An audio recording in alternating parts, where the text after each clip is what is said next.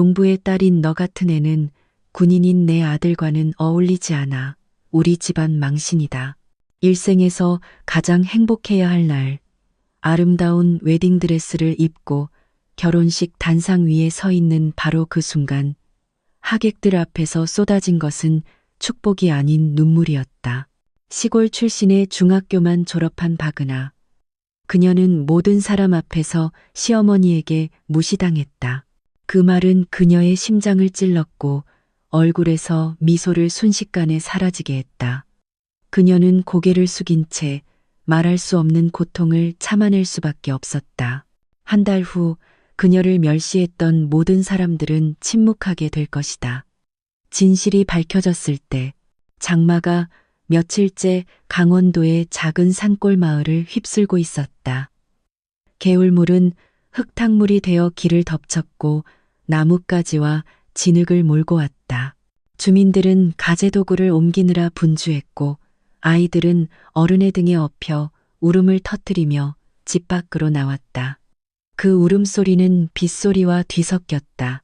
22살의 소박한 처녀 박은하는 옷과 쌀이 든 상자들을 더 높은 곳에 있는 이웃집으로 옮기느라 바빴다. 옷은 흠뻑 젖었지만 그녀의 얼굴은 굳건했다. 비록 중학교 졸업이 학력의 전부였지만 그녀는 스스로를 잘 돌보고 도움이 필요한 사람을 재빨리 돕는 것으로 마을에 알려져 있었다. 그 혼란 속에서 길 끝에 큰 군용 트럭이 멈추는 소리가 들렸다. 얼룩무늬 군복을 입은 몇몇 남자들이 차에서 내렸다. 그들의 군화는 즉시 종아리 높이까지 차오른 물에 잠겼다. 그중 한 명은 다부진 체격에 진지하면서도 부드러운 인상의 남자였다. 그는 미끄러운 길에서 할머니를 부축하고 있는 은하에게 다가갔다. 제가 돕겠습니다, 아가씨. 그가 할머니가 넘어지지 않도록 잡으며 말했다. 그의 목소리는 깊고 차분했지만 위험이 있었다. 은하는 깜짝 놀라 재빨리 고개를 돌렸다. 감사합니다, 군인 아저씨. 그녀는 짧게 대답하고는 할머니 댁에서 쌀자루를 계속 옮겼다. 그 남자는 강지훈 대위로 마을 주민 대피를 돕기 위해 파견된 젊은 육군 장교였다. 그의 시선은 지칠 줄 모르는 은하의 모습에 여러 번 머물렀다. 추위 때문에 몸은 마르고 얼굴은 창백했지만 은하가 움직이는 방식에는 무언가 특별한 것이 있었다. 민첩하면서도 부드러운 그녀의 모습은 다른 주민들과 달라 보였다. 비는 그치지 않았다. 지훈과 그의 팀은 주민들을 임시 대피소로 마련된 마을 회관으로 모이게 했다. 은하는 담요와 컵라면을 나눠주는 것을 도왔다. 가끔 그들의 눈이 마주쳤지만 은하는 늘 어색함을 느끼며 서둘러 고개를 숙였다. 밤이 되자 홍수는 조금씩 가라앉기 시작했다. 은하는 마을 회관 구석에 앉아 얇은 수건으로 머리를 말리고 있었다. 지훈이 따뜻한 믹스커피 2잔을 들고 다가왔다. 몸 좀 녹이세요. 그가 말했다. 은하는 작은 미소와 함께 커피를 받았다. 감사합니다. 하지만 이건 군인분들을 위한 것 같은데요. 그녀는 망설이며 말했다.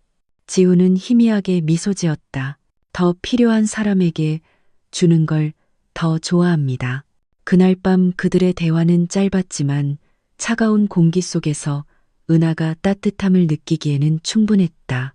그녀는 홍수 속에서의 이 만남이 자신의 인생을 바꿀 긴 이야기의 시작이 될 줄은 몰랐다.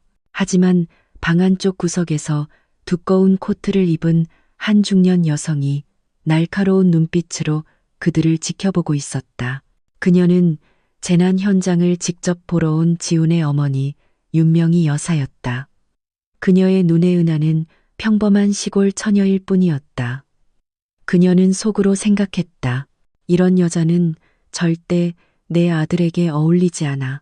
은하는 그 시선이 앞으로 자신을 기다릴 큰 장애물의 시작이라는 것을 깨닫지 못했다.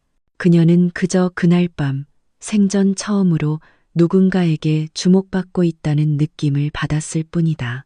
그날 아침 산골 마을의 하늘은 여전히 잿빛이었다. 밤새 내린 비의 여운으로 공기는 차가웠고 발걸음마다 진흙 냄새가 났다. 주민들은 집을 청소하기 시작했고 아이들은 남은 무릉덩이에서 놀았다. 은하는 평소보다 일찍 일어났다. 아픈 아버지와 어린 동생의 아침 식사를 준비한 후 그녀는 자원봉사자들을 돕기 위해 다시 수의 대피소로 향했다. 몸은 피곤했지만 다른 사람을 돕고 싶은 마음에 집에 가만히 있을 수 없었다. 대피소에서 그녀는 다시 지훈을 보았다. 이번에 그는 젊은 병사들과 함께 구호 물품 배급을 지휘하고 있었다. 군복에 진흙이 조금 묻었음에도 단정한 그의 모습은 더욱 위험 있어 보였다. 그는 큰 목소리로 지시를 내렸지만 주민들에게는 여전히 정중했다. 가끔 지훈의 눈과 은하의 눈이 마주쳤다. 그의 단호한 얼굴 뒤에는 따뜻한 시선이 숨겨져 있었다. 낯선 사람 앞에서 늘 긴장하던 은하였지만 왠지 모르게 편안함을 느꼈다. 은하 씨, 우리 팀을 도와서 옆 동네에 담요를 나눠주는 걸 좀 도와줄 수 있겠습니까? 길을 아는 사람이 필요해서요. 지훈이 다가오며 말했다. 네, 가능합니다. 은하는 긴장하며 대답했다. 옆 동네로 가는 길은 쉽지 않았다. 길은 미끄러웠고 몇 개의 작은 다리는 부서졌으며 도랑에는 여전히 물이 세차게 흘렀다. 하지만 길을 가는 내내 지훈과 은하는 이야기를 나눴다. 그는 은하의 가족, 일상적인 일, 심지어 취미나 좋아하는 음식 같은 사소한 것들에 대해 물었다. 은하는 있는 그대로 이야기했다. 어머니가 돌아가신 후 아버지를 도와 생계를 꾸려야 했기 때문에 중학교만 졸업했다고. 매일 집에서 재봉틀 일을 하고 가끔 이웃의 농사일을 돕거나 밭을 정리한다고 했다. 빠듯하게 살았지만 동생들의 웃는 모습을 볼 수만 있다면 충분하다고 느꼈다. 지호는 그 이야기를 듣고 잠시 침묵했다. 대단하네요, 은하 씨. 높은 교육을 받을 기회가 있었으면서도 다른 사람을 돕는 것을 잊는 사람들이 많습니다. 은하 씨는 학위가 없어도 이미 큰일을 하고 있는 겁니다. 그가 진심으로 말했다. 은하의 뺨이 붉어졌다. 그 칭찬 때문만이 아니라 존중받는다는 느낌 때문이었다. 지훈의 말은 그녀가 열등감으로부터 자신을 보호하기 위해 쌓아온 벽을 꿰뚫었다. 옆 동네 주민들에게 담요와 음식을 전달한 후 그들은 물이 차오르기 시작한 논두렁에 잠시 앉았다. 은하는 하늘을 바라보았고 지훈은 은하를 바라보았다. 오히려 편안하게 느껴지는 침묵이 흘렀다. 하지만 멀리서 윤명희 여사가 다시 그들을 지켜보고 있었다. 그녀는 지훈의 상태를 확인하러 왔지만 그녀가 본 것은 아들과 시골 처녀 사이에 싹 트는 친밀함이었다. 그녀는 마음속으로 긴 한숨을 내쉬었다. 안 돼. 내 아들은 교육받고 명망 있는 가문의 여자를 만나야 해. 저녁 무렵 지훈과 그의 팀은 대피소로 돌아왔다.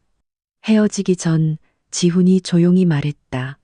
고마워요, 은하 씨. 오늘 즐거웠습니다. 은하는 가슴에 두근거림을 숨기려 했으며 미소 지었다. 제가 더 감사하죠. 여기 많은 분들을 도와주셨잖아요. 그들은 반대 방향으로 걸어갔지만 두 사람의 마음속에는 같은 감정이 있었다. 이제 막 자라나기 시작했지만 어디로 향할지 모르는 감정이었다. 은하는 지훈의 부드러운 시선 뒤에 그녀를 더 깊이 알고 싶어 하는 결심이 숨어 있다는 것을 알지 못했다. 그리고 이 관계가 그녀를 결혼식장으로 이끄는 동시에 인생에서 가장 힘든 시험에 직면하게 할 것이라는 것도 아직 알지 못했다. 수해 복구가 끝난 지 2주가 흘렀다. 물은 완전히 빠지고 진흙도 치워졌으며 주민들은 각자의 일상으로 돌아가기 시작했다. 하지만 은하에게는 한 가지 물러가지 않은 것이 있었다. 바로 강지훈 대위에 대한 기억이었다. 집 마루에서 재봉틀을 돌릴 때마다 그와 함께 담요를 나눠주던 순간이 떠올랐다. 지훈의 따뜻한 눈빛, 차분한 목소리, 그리고 은하를 있는 그대로 존중해주던 방식이 기억 속에서 계속 맴돌았다. 그녀는 그 감정을 무시하려 했었다. 마음속으로 은하는 지훈이 다른 세상 사람이라는 것을 알고 있었다. 그는 명문가 출신의 고학력 육군 장교였고 자신은 초라한 나무집에 사는 중졸학력의 여자였다. 하지만 운명은 다른 계획을 가지고 있는 듯했다. 어느 날 오후 은하가 막 빨래를 널고 있을 때 집 앞에 오토바이 멈추는 소리가 들렸다. 은하가 밖으로 나가자 군용 오토바이에서 내린 지훈이 빵 한 봉지를 들고 평소에는 좀처럼 보이지 않던 미소를 짓고 있는 것을 보고 깜짝 놀랐다. 안녕하세요, 은하 씨. 지훈이 인사했다. 안녕하세요, 지훈 씨. 여긴 어쩐 일로? 은하는 더듬거렸다. 지훈이 빵을 건넸다. 아버님과 동생분 드리려고요. 잠시 이야기 좀 할 수 있을까요? 은하는 고개를 끄덕이며 지훈을 마루의 나무 의자에 앉으라고 권했다. 초반의 대화는 수해 후 주민들의 상황에 대한 가벼운 이야기였다. 하지만 이내 지훈은 깊은 숨을 들이쉬었다. 은하 씨, 갑작스럽게 들릴 거란 거 압니다. 하지만 제가 여기 있는 동안 은하 씨에게서 확신을 주는 많은 것들을 봤습니다. 학력이나 재산이 아니라 진실함, 인내심, 그리고 다른 사람을 대하는 방식 말입니다. 은하는 혼란스러운 표정으로 그를 쳐다봤다. 무슨 말씀이신지. 결혼해 주십시오, 은하 씨. 은하의 세상이 멈춘 것 같았다. 그 말은 맑은 날의 번개 같았다. 그녀는 이것이 농담이라는 표시를 찾으려 했지만 지훈의 얼굴은 너무나 진지했다. 지훈 씨, 농담하지 마세요. 제가 누군데요? 전 중학교밖에 못 나왔어요. 저 같은 사람은 자격이 없어요. 지훈은 그녀를 뚫어지게 쳐다봤다.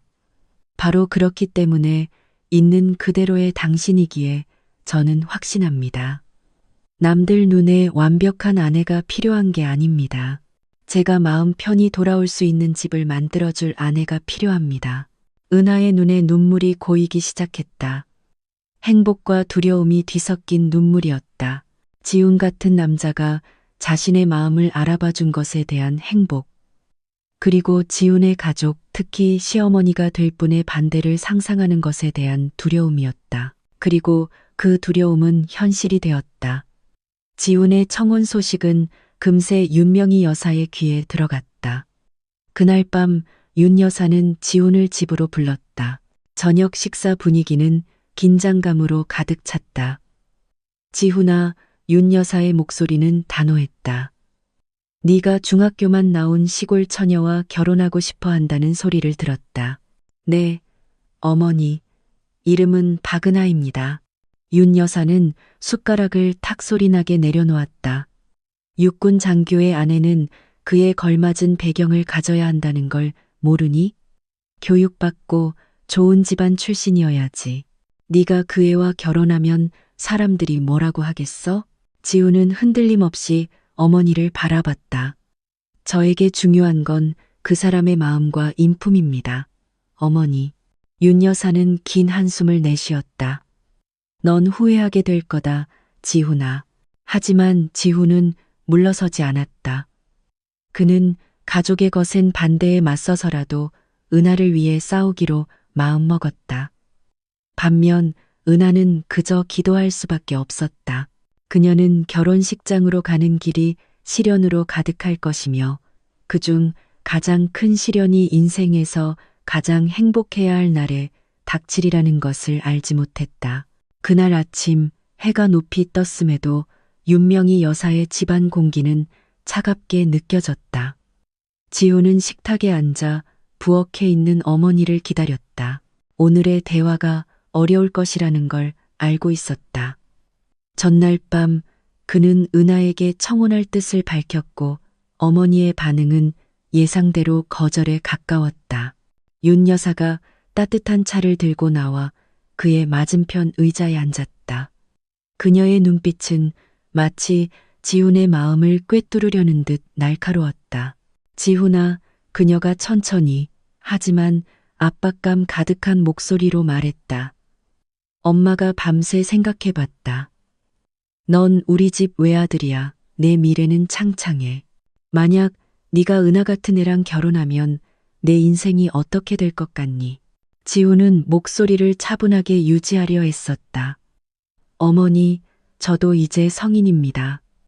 제 선택은 제가 할 수 있습니다. 은하 씨는 진실하고 정직하며 성실한 사람입니다. 그리고 마음이 넓어요. 교육도 중요하지만 선한 마음은 그보다 훨씬 더 소중합니다. 윤 여사는 세차게 고개를 저었다. 넌 동정심에 눈이 먼 거야.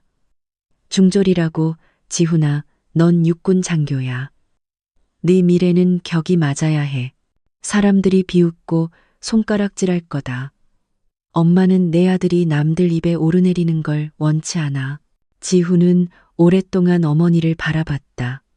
어머니께서 제가 존경받길 원하신다면 제가 존경하는 여자를 선택하게 해주십시오. 잠시 침묵이 흘렀다. 벽시계 소리만 들렸다. 윤 여사는 긴 한숨을 내쉬고는 더 낮은 목소리로 말했다. 네가 고집을 부린다면 그 애를 이 집 며느리로 받아들일 생각은 말아라. 그 말은 지훈의 가슴을 찔렀다. 하지만 그는 물러서는 것이 선택지가 아니라는 것을 알았다. 그는 침묵 속에서 은하에게 청혼을 강행하기로 결심했다. 한편 그녀의 소박한 집에서 은하는 마루에 앉아 생각에 잠겨 있었다. 폐질환으로 여전히 쇠약한 그녀의 아버지 박서방이 그녀를 불렀다. 은하야, 무슨 일이냐? 아까부터 시무룩하구나. 은하는 옅게 미소 지었다. 아무것도 아니에요, 아버지. 하지만 마음속은 불안했다. 지훈은 청혼 이야기를 했지만 은하는 그의 가족의 반대가 그 관계를 끝내버릴까 두려웠다. 며칠 후 지훈은 친구 한 명과 함께 은하의 집을 찾아왔다. 그는 박서방에게 직접 말했다. 은하에게 청혼하고 싶다는 뜻을 전했다. 박서방의 얼굴은 놀라움으로 가득 찼다가 이내 고개를 숙였고 눈에는 눈물이 글썽였다. 지훈 총각, 나는 그저 평범한 늙은이일세. 내 딸도 평범하기 그지없고 후회할까봐 두렵네. 지훈은 박서방의 손을 잡았다. 후회하지 않을 겁니다. 아버님, 평생 은하 씨를 지켜주고 싶습니다. 그날 밤 지훈의 청혼 소식은 공식적으로 마을에 퍼졌다. 주민들은 놀랐다. 일부는 자랑스러워했고 다른 일부는 수군거리기 시작했다. 하지만 가장 격렬한 반응을 보인 것은 역시 윤명희 여사였다. 그녀는 청혼 며칠 후 예비 며느리를 알아본다는 명목으로 은하의 집을 찾아왔다. 그녀의 방문은 시험처럼 느껴졌다. 대화 초반부터 윤 여사는 은하의 학력, 직업, 심지어 가족 배경에 대해 얕보는 듯한 어조로 많은 것을 물었다. 그러니까 학교는 중학교까지 나오고 이른 집에서 옷 꿰매는 일을 한다고? 그녀의 목소리는 명백히 무시하는 투였다. 은하는 그저 고개를 숙이고 정중하게 대답했다. 마음속은 쥐어짜는 듯 아팠다. 하지만 예비 남편을 존중하기 위해 그녀는 모든 감정을 억눌렀다. 그 만남 후 윤 여사는 무표정한 얼굴로 돌아갔다. 하지만 마음속으로는 이미 결심했다. 만약 이 결혼이 성사된다면 은하에게 그녀의 자리가 어디인지 가르쳐 주겠다고. 지훈은 어머니가 무슨 계획을 꾸미고 있는지 몰랐다. 그는 그저 모든 것이 순조롭게 진행되기를 바라며 결혼 준비에 바빴다. 은하 또한 진심을 다하면 하늘이 도울 것이라 스스로를 다독이며 마음을 굳게 먹으려 했었다. 하지만 모든 기도와 희망 뒤로 먹구름이 이미 그들의 결혼식장 위에 들이우고 있었다. 그리고 그날 모든 하객 앞에서 은하의 자존심은 처참하게 시험받게 될 것이다. 결혼을 앞둔 나날은 보통 행복으로 채워지기 마련이다. 하지만 은하에게는 매 순간이 인내의 시험처럼 느껴졌다. 공식적으로 청혼이 받아들여진 후 지훈의 가족은 성대한 행사를 준비하기 시작했다. 시내 중심가에 화려한 예식장이 예약되었고 청첩장이 인쇄되었으며 웨딩드레스는 유명 부티크에서 대여했다. 하지만 그 모든 준비 과정 속에서 그녀가 무시할 수 없는 한 가지가 있었다. 바로 윤명희 여사의 시선과 태도였다. 만날 때마다 그 여성은 거의 미소를 짓지 않았다. 말을 할 때면 목소리는 차갑게 들렸고 때로는 은하를 침삼키게 만드는 비꼬는 말이 섞여 있었다. 어느 날 오후 은하는 윤 여사 그리고 지훈의 사촌과 함께 드레스를 고르기 위해 부티크에 갔다. 부티크는 넓고 조명은 밝았으며 반짝이는 원단들이 가지런히 걸려 있었다. 은하는 넋을 잃었지만 이내 열등감이 밀려왔다. 구슬 장식이 달린 하얀 드레스를 만지는 그녀의 손이 떨렸다. 이 드레스가 잘 어울리겠네요. 부티크 직원이 친절하게 말했다. 윤 여사는 힐끗 보더니 옅은 미소를 지었다. 어울린다고? 확실해? 몸은 작고 피부는 검은데 이런 화려한 드레스는 오히려 촌스러워 보일 거야.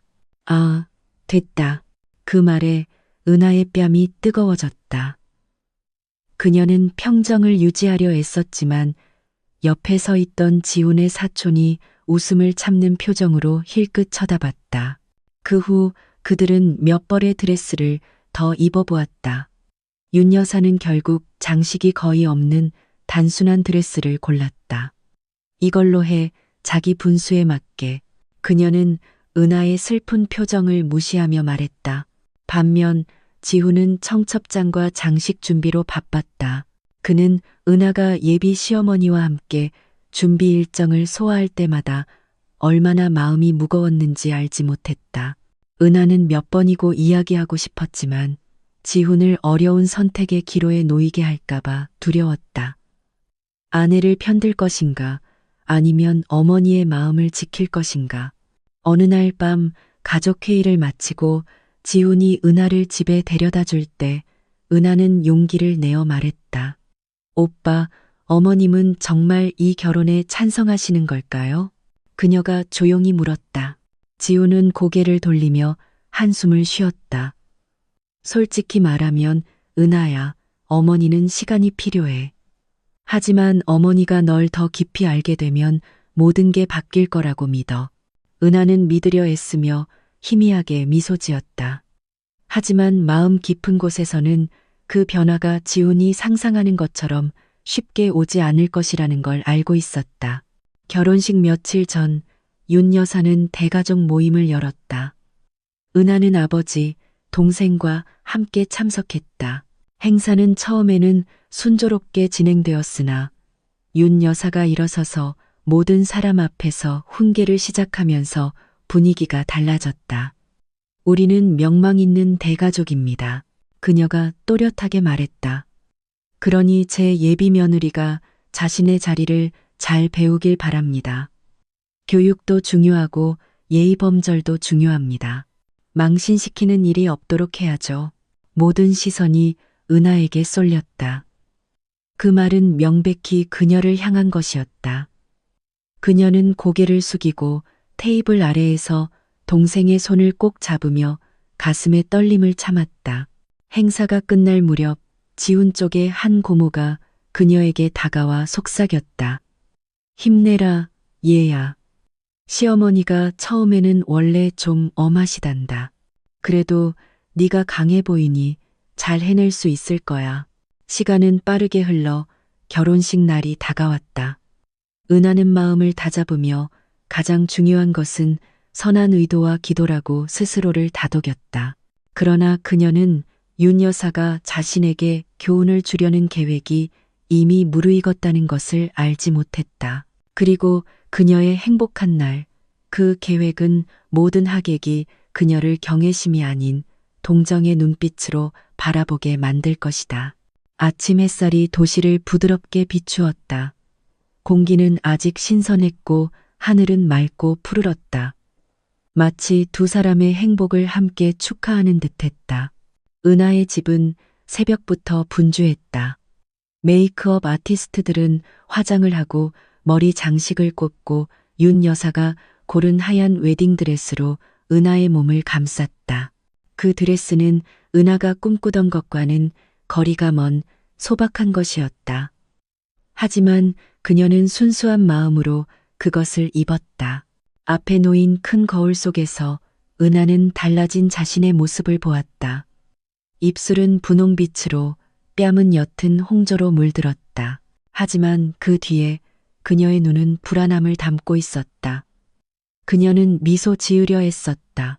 마음속에는 행복, 긴장, 그리고 두려움이 뒤섞인 설명하기 어려운 감정이 있었지만 집 밖에는 몇 대의 고급차가 주차되어 있었다.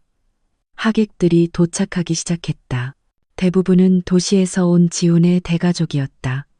그들은 화려한 옷을 입고 큰 소리로 이야기하며 때로는 은하를 평가하는 듯한 눈빛으로 힐끗 쳐다봤다. 예식장에 도착하자 군복을 입고 늠름해 보이는 지훈이 은하를 맞이했다. 그의 미소는 진심이었고 시선은 따뜻했다. 오늘 정말 예쁘다. 그가 속삭였다. 은하는 부끄러워 고개를 숙이며 빠르게 뛰는 심장을 무시하려 애썼다. 행사가 시작되었다. 국악이 잔잔하게 울려 퍼졌다. 제스민과 장미 향기가 공간을 가득 채웠다. 하객들은 의자에 단정히 앉아 두 신랑 신부가 단상에 오르기를 기다렸다. 모든 것이 계획대로 진행되는 듯했으나 윤 여사가 무대에 올랐다. 처음에 은하는 시어머니가 축하 인사를 하실 것이라고 생각했다. 하지만 그들 옆에 서자마자 윤 여사는 하객들에게 옅은 미소를 지으며 방 안의 모든 사람이 들을 수 있을 만큼 큰 소리로 말했다. 하객 여러분, 그녀가 말했다. 오늘 제 아들 육군 장교가 결혼합니다. 신부는 우리 모두 알다시피 학력이 중학교 졸업까지인 아가씨입니다. 하지만 우리 가족의 일원이 된 후로 많이 배울 수 있기를 바랍니다. 순간 분위기가 싸늘해졌다. 몇몇 하객은 어색하게 미소 지었고 일부는 고개를 숙였다.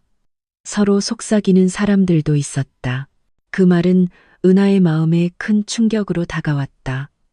그녀는 눈물을 참으려 애썼지만 가슴이 답답했다.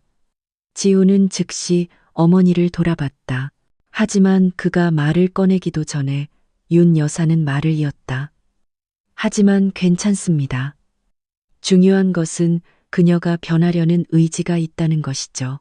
다른 배경을 가진 우리 대가족에 잘 적응할 수 있기를 바랍니다. 은하는 고개를 숙이고 손가락으로 드레스 끝을 움켜쥐었다. 그녀는 심호흡을 하려 했지만 숨쉬기조차 어려웠다. 얼굴의 미소는 거의 사라졌다. 그녀는 그저 하객들을 존중하고 남편의 체면을 지키기 위해 똑바로 앉아 있으려 노력했다. 마침내 지훈이 무릎 위에 놓인 은하의 손을 잡았다. 그녀가 혼자가 아니라는 신호를 보냈다. 그러나 그 손길도 시어머니의 말에서 비롯된 아픔을 달래기에는 충분하지 않았다. 윤 여사가 단상에서 내려간 후 몇몇 하객들이 함께 사진을 찍기 시작했다. 은하는 다시 미소 지으려 애썼지만 눈에는 눈물이 글썽였다. 그녀는 모든 사람이 자신을 동정의 눈빛으로 혹은 그저 호기심 어린 눈빛으로 쳐다보는 것 같았다. 방 한쪽 구석에서 지훈의 몇몇 사촌들이 그녀를 힐끗거리며 속삭이는 것이 보였다. 은하는 듣지 않은 척했다. 비록 마음은 점점 더 작아졌지만 인생에서 가장 아름다운 날이 되어야 할 오늘이 이미 더럽혀졌다. 하지만 그녀는 몰랐다. 이 사건은 시작에 불과했다. 몇 주 안에 상황을 역전시키고 윤 여사를 포함한 모든 사람을 부끄러움에 고개 숙이게 만들 무언가가 일어날 것이었다. 그날 밤 은하와 지훈이 묵는 호텔 방은 고요했다. 은은한 조명이 벽에 부드러운 빛을 반사했다. 테이블 장식에서 풍기는 제스민 향기가 방 안을 가득 채웠다. 겉으로 보기에는 모든 것이 여느 신혼부부의 첫날 밤처럼 완벽해 보였다. 그러나 은하의 마음속 감정은 보이는 것만큼 단순하지 않았다. 결혼식장에서 있었던 일 이후 그녀의 머릿속은 계속해서 윤 여사의 말들로 가득 찼다. 눈을 감을 때마다 동정 어린 눈빛으로 자신을 보던 하객들의 얼굴이 다시 떠올랐다. 지훈은 침대 가장자리에 앉아 군복을 벗고는 아직 화장대에 앉아있는 은하를 향해 고개를 돌렸다. 왜 멍하니 있어? 피곤해? 그가 부드럽게 물었다. 은하는 역게 미소 지었지만 대답하지 않았다. 그녀의 손은 머리 장식을 하나씩 푸느라 분주했다. 그녀의 움직임이 느렸지만 지훈은 일어나 그녀에게 다가가 의자 뒤에 섰다. 은하야, 괜찮지 않은 거 알아. 그때까지 참아왔던 눈물이 마침내 뺨을 타고 조용히 흘러내렸다. 오빠, 나는 군인 아내가 되게 해달라고 한 적 없어요. 그저 행복하고 싶었을 뿐인데 왜 모든 사람이 나를 잘못된 자리에 있는 사람처럼 쳐다보는 걸까요? 지훈은 의자를 돌려 은하 앞에 무릎을 꿇고 그녀의 손을 잡았다. 들어봐, 은하야. 나는 동정심 때문에 너와 결혼한 게 아니야. 나는 다른 사람들이 가지지 못한 진실한 마음을 내 안에서 봤기 때문에 널 선택했어. 어머니의 말씀에 대해서는 내가 약속할게. 그들이 틀렸다는 걸 증명해 보일게. 은하는 고개를 저으며 떨리는 목소리로 말했다. 하지만 오빠, 그들은 믿지 않을 거예요. 나는 그저 중학교 졸업생일 뿐이에요. 그들은 내가 지금까지 숨겨온 무언가가 있다는 걸 몰라요. 지우는 궁금한 듯 그녀를 쳐다봤다. 무언가라니 무슨 뜻이야? 은하는 고개를 숙였다. 지금은 때가 아니에요, 오빠. 자랑하는 것처럼 보이고 싶지 않아요. 하늘이 원하신다면 언젠가 모든 것이 자연스럽게 밝혀질 거예요. 지훈은 강요하지 않았다. 그는 단지 은하의 뺨을 닦아주고 그녀를 품에 안았다. 그렇다면 오늘 밤부터 모든 것을 함께 마주하자. 더 이상 너 혼자가 아니야. 그 포옹은 은하의 마음을 따뜻하게 했다. 아침부터 처음으로 그녀는 안전함을 느꼈다. 눈물은 여전히 흘렀지만 가슴의 부담을 서서히 지워주는 안도감이 있었다. 그날 밤 그들은 오랫동안 이야기했다. 화려한 미래나 큰 계획에 대한 것이 아니라 그들이 좋아하는 작은 습관들, 어린 시절의 추억, 그리고 함께 이루고 싶은 꿈에 대한 것이었다. 지훈에게 이것은 단순히 몸을 합치는 첫날 밤이 아니라 영혼을 하나로 묶는 밤이었다. 은하에게 이것은 언젠가 자신을 얕보았던 모든 사람들을 부끄럽게 만들겠다는 결심을 굳히는 순간이었다. 다음 날 아침 그들은 잠시 지내기 위해 지훈의 본가로 돌아갔다. 은하는 그들의 신혼생활이 다른 부부들과 같지 않을 것이라는 것을 깨달았다. 그 집에서 그녀는 다시 윤 여사의 차가운 태도를 마주해야 할 것이다. 하지만 이번에는 다른 점이 있었다. 은하는 더 이상 혼자라고 느끼지 않았다. 어젯밤 지훈의 말은 그녀의 마음이 깨지지 않도록 지켜주는 성벽과 같았다. 그녀는 시간이 자신의 진정한 모습을 증명해 줄 것이라고 믿기 시작했다. 그녀가 아직 모르는 것은 몇 주 후에 공식적인 초대장 한 통이 도착할 것이라는 사실이었다. 그 초대장은 그녀의 인생에 큰 변화의 시작이 될 것이었다. 지훈의 본가로 돌아온 첫날부터 은하는 자신의 삶이 쉽지 않을 것임을 알았다. 넓은 마당과 호화로운 인테리어를 갖춘 그 큰 집은 웅장했지만 그 안의 공기는 종종 차갑게 느껴졌다. 그것은 에어컨 때문이 아니라 윤 여사의 시선과 태도 때문이었다. 이른 아침 은하는 일어나 집안일을 돕기 시작했다. 도자기 장식으로 가득한 거실을 청소하고 마당을 쓸고 아침 식사 준비를 도왔다. 가사 도우미가 있었지만 윤 여사는 여전히 그녀에게 직접 일을 하라고 했다. 몸에 익숙해져야지, 은하야. 그래야 내 남편의 중요한 손님이 와도 당황하지 않지. 그녀는 조언하는 척 말했지만 그 어조는 명령처럼 느껴졌다. 은하가 만든 모든 음식에는 항상 지적이 따랐다. 국이 너무 짜다. 이 밥은 찰기가 부족해. 내일은 제대로 해라. 김치는 너무 맵게 담그지 마. 도시 사람들은 안 좋아해. 은하는 모든 것을 미소로 받아들였다. 마음속으로는 지쳤지만 지우는 임무 때문에 집에 없는 날이 잦았고 그 때문에 그녀는 모든 것을 혼자 감당해야 했다. 어느 날 오후 윤 여사는 집에서 친목 모임을 열었다. 온 손님들은 대부분 고위 관료와 장교들의 부인들이었다. 은하는 음료와 과자를 나르는 일을 맡았다. 그녀가 한 손님에게 차를 따르고 있을 때 테이블 끝에서 윤 여사의 목소리가 들렸다. 우리 저 세댁은 아직 배울 게 많아요.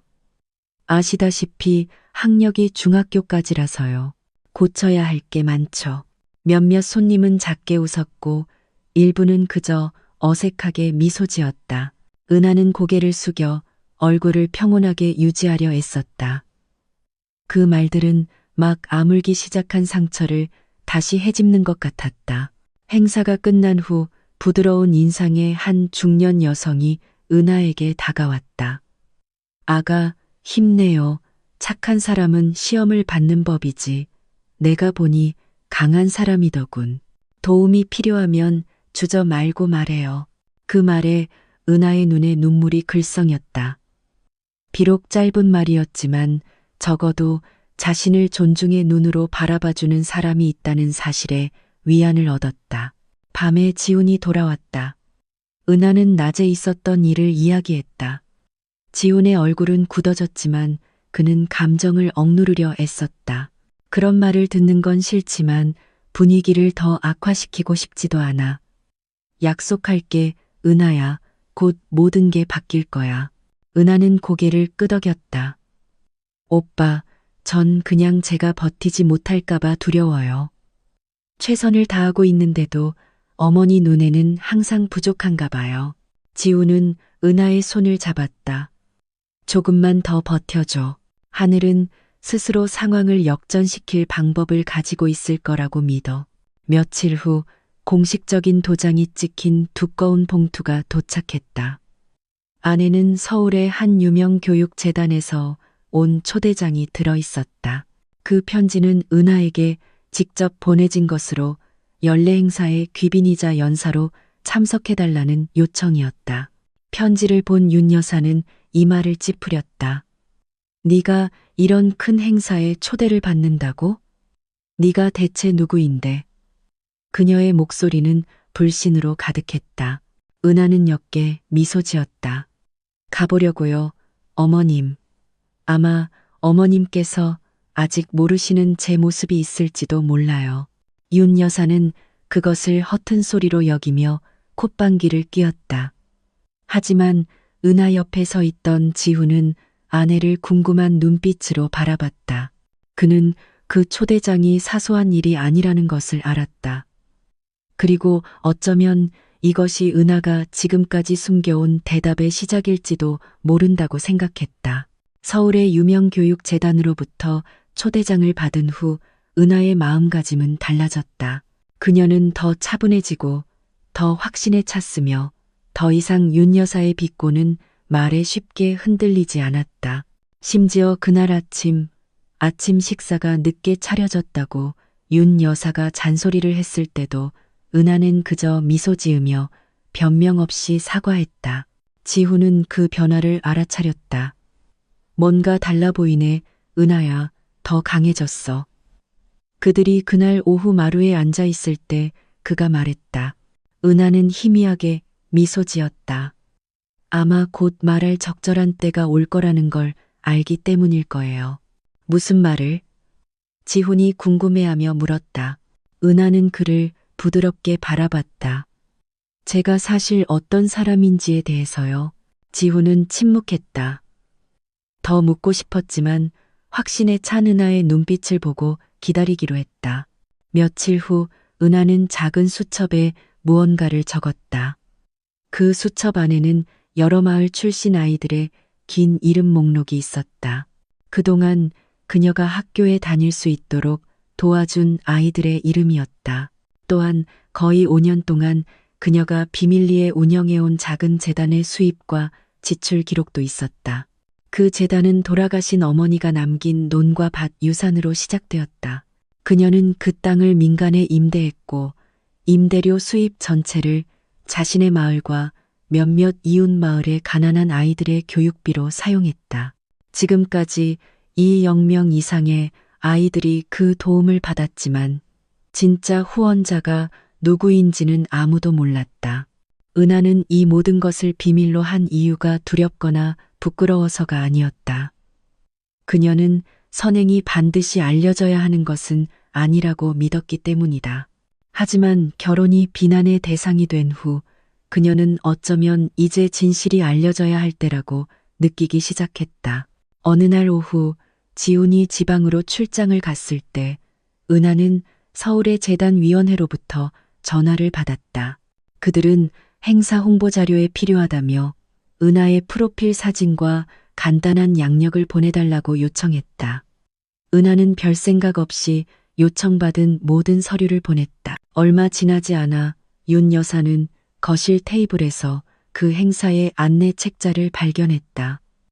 그녀는 눈살을 찌푸리며 읽었다. 첫 페이지에는 은하의 사진과 함께 다음과 같은 글이 실려 있었다. 박은하, 빛나는 꿈 장학회 설립자, 강원도 지역이 영명아동 무상교육 주요 후원자. 윤 여사는 깜짝 놀랐다. 하지만 불신감이 더 컸다. 아, 이건 분명 실수일 거야. 저런 시골뜨기가 어떻게 이렇게 큰 재단을 가질 수 있겠어. 그녀는 중얼거렸다. 그녀는 심지어 은하가 이름만 빌려준 것일지도 모른다고 속으로 의심했다. 그날 밤 지훈이 돌아오자 윤 여사는 그에게 안내 책자를 보여주었다. 얘, 너 이거 알고 있었니? 내 아내가 재단 설립자라는데 내 생각엔 이거 너무 과장된 것 같구나. 지훈은 안내 책자를 오랫동안 쳐다봤다. 그리고는 은하를 돌아봤다. 이게 당신이 그동안 숨겨왔던 비밀이었어? 은하는 조용히 고개를 끄덕였다. 네, 오빠, 제가 그 재단의 설립자예요. 모든 자금은 어머니께서 남기신 땅을 임대해서 마련했어요. 오해받고 싶지 않아서 한 번도 이야기한 적 없어요. 하지만 이제는 모두가 알아야 할 때인 것 같아요. 지우는 눈물이 글썽이는 눈으로 그녀를 바라봤다. 은하야, 당신 정말 대단한 사람이었구나. 윤 여사는 여전히 침묵했다. 그 현실을 받아들이기 어려웠다. 하지만 마음 깊은 곳에서 그녀는 작은 떨림, 인정하고 싶지 않은 존경심을 느끼기 시작했다.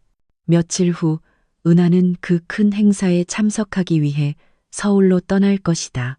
그곳에서 그녀는 여러 정부 관료와 국가적 인물을 포함한 수백 명의 중요한 하객들에게 둘러싸여 무대에 설 것이다. 그녀도 모르는 사이에 그 순간은 그녀의 인생의 전환점이 될 것이며 그녀를 얕보았던 모든 사람들을 부끄러움에 고개 숙이게 만들 것이다.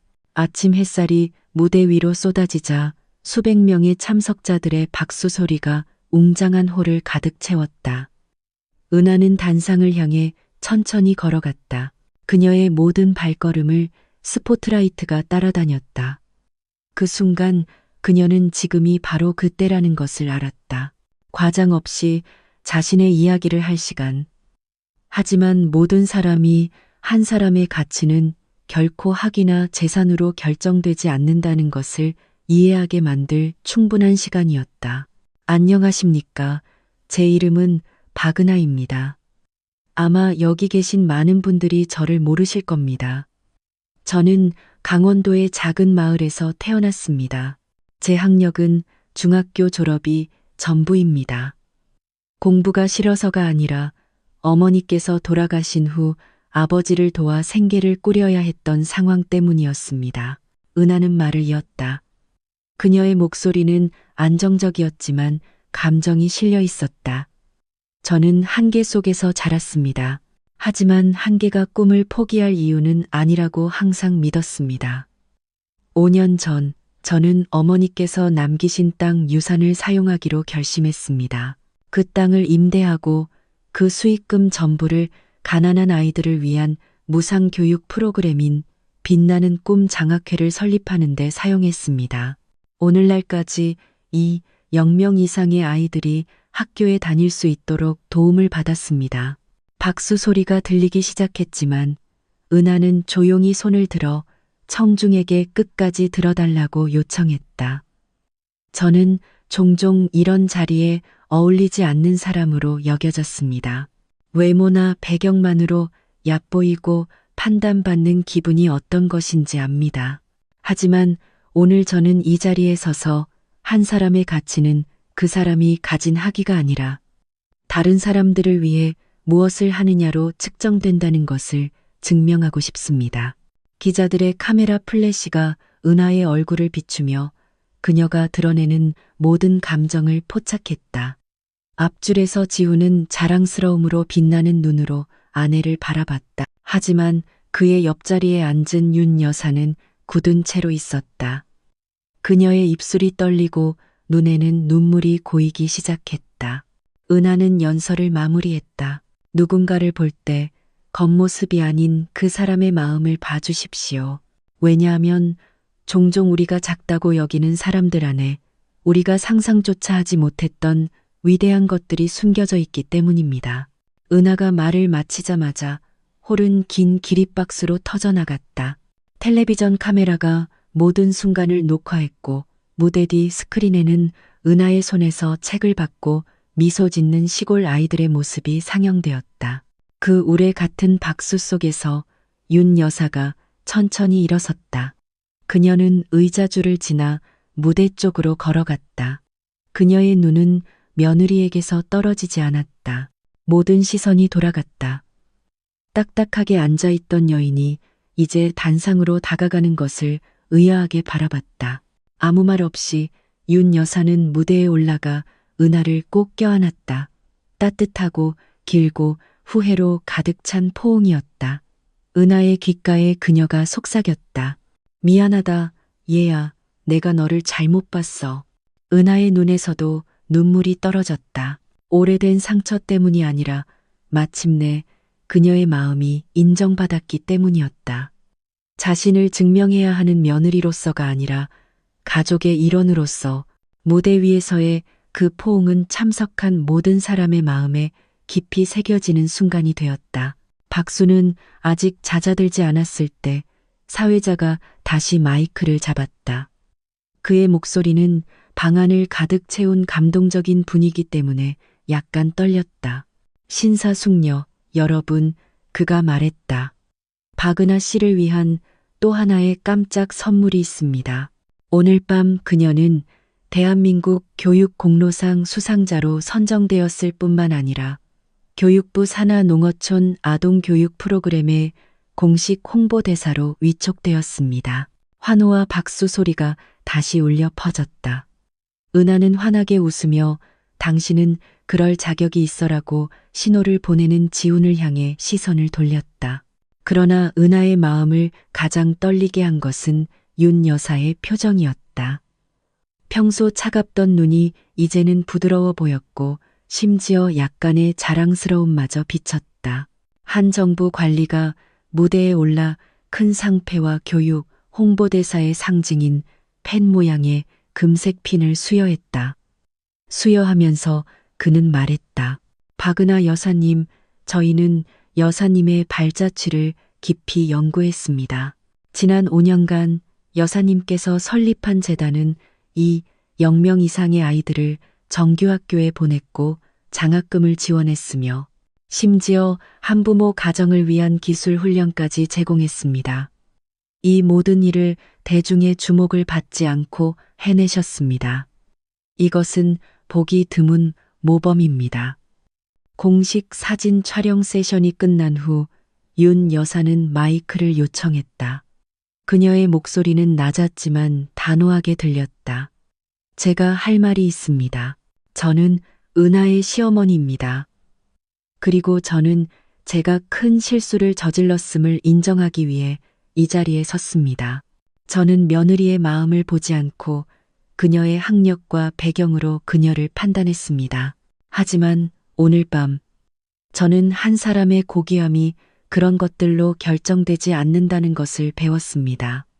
은하야, 이 엄마를 용서해다오. 옆에 서 있던 은하는 즉시 윤 여사를 다시 껴안았다. 이번 포옹은 거리감 없이 더욱 따뜻했다.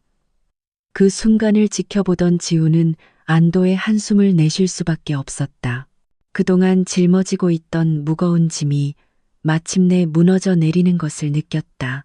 그날 밤 은하의 진정한 정체는 밝혀졌을 뿐만 아니라 완전히 받아들여졌다. 더 이상 열등감도 얕보는 시선도 없었다. 남은 것은 존경과 감탄, 그리고 이전보다 더 강하게 자라난 사랑뿐이었다. 그 큰 행사가 끝난 다음 날 아침, 햇살이 호텔 방 커튼을 뚫고 들어와 바닥에 따뜻한 줄무늬를 만들었다. 은하는 일찍 깨어나 침대 가장자리에 앉아 창밖을 바라봤다. 서울은 여느 때처럼 분주해 보였지만 그녀의 마음속에는 이전에는 느껴보지 못했던 평온함이 있었다. 지우는 아직 잠들어 있었지만 윤 여사가 조용히 문을 두드렸다. 들어가도 되겠니? 그녀의 목소리는 은하가 평소 듣던 차가운 톤과는 사뭇 다른 부드러운 목소리였다. 은하가 들어오시라고 했다. 윤 여사는 창가 의자에 앉아 말없이 며느리를 바라봤다. 몇 초가 흐른 뒤에야 그녀가 말했다. 은하야, 어젯밤에 엄마는 잠을 이룰 수가 없었단다. 무대에서 네가 한 말들을 계속 생각했고 내가 너를 그런 것들로 판단한 첫 번째 사람이었다는 게 부끄러웠어. 은하의 눈에 눈물이 고였지만 그녀는 그것을 참으려 고개를 숙였다.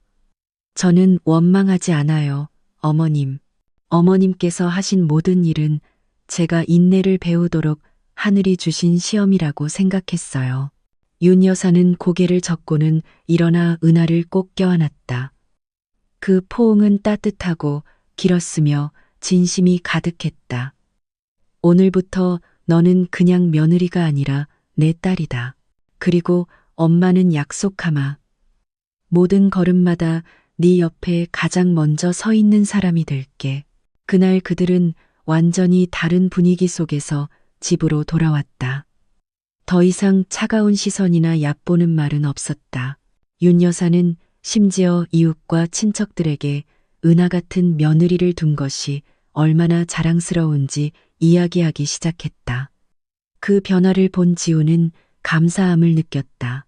마음속으로 그는 자신의 결혼이 단지 두 사람을 하나로 묶은 것이 아니라 어머니와 아들 사이에 금이 갔던 마음을 치유한 것이라는 것을 알았다. 몇 달 후 빛나는 꿈 장학회는 많은 이들의 지원으로 빠르게 성장했고 도움을 받는 아이들의 수는 거의 2배로 늘었다. 윤 여사는 종종 지원금 전달식에 함께 참석하며 자랑스럽게 은하 옆에 섰다. 모든 기회마다 은하는 항상 상기시켰다.